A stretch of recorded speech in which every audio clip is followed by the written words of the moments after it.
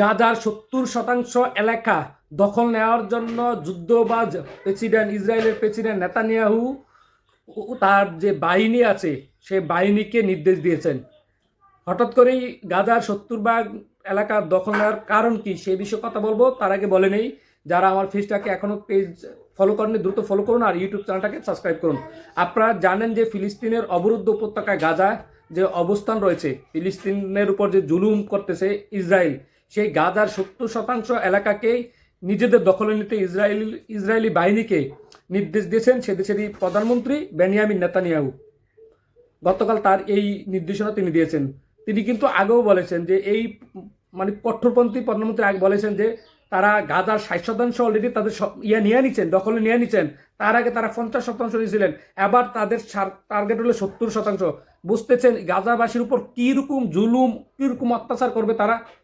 ১০% এলাকা বাড়াবে, তার জন্য তারা যে কি পরিমাণ জুলুম অত্যাচার শুরু করবে সেই বিষয়টা আমরা বুঝুন।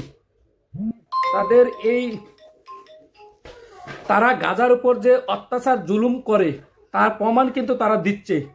আর এই অত্যাচার ডোনাল্ড ট্রাম্প মেনে নিতে চায়, মেনে নিয়ে তারা ডোনাল্ড ট্রাম্প বলতেছে যে মার্কিন বাহিনী সহ অন্যান্য যারা আছেন, বিশেষ করে মধ্যপ্রাচ্যে যারা আছেন, তারা এই যে ইসরায়েলকে সমর্থন দেওয়ার জন্য বাটপার ইসরায়েলকে নতুন একটা আব্রাহাম নামে একটা প্রকল্পের আওতায় তারা ইসরায়েলকে মধ্যপ্রাচ্যের দেশগুলো সমর্থন দেওয়ার জন্য তাদেরকে জোর করতেছেন ডোনাল্ড ট্রাম্প।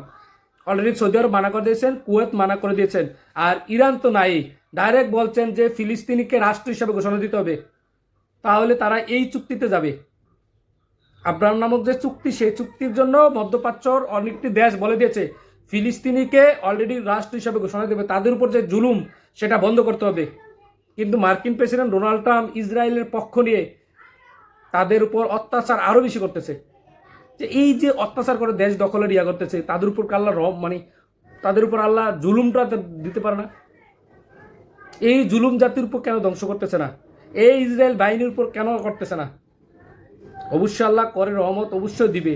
তার আগে বলি, যারা এই গাজাবাসীর উপর অত্যাচার করে তাদের ধ্বংস খুব কাছেই। এই যে দেখুন, ইরানের সাথে লাগতে এসে ইরান যেভাবে তাদেরকে ধূলিসাৎ করে দিচ্ছে, এটা একদিন আজকে তো ছোট আকারে দিচ্ছে, এটা একদিন আরো বড় আকারে দেওয়া হবে।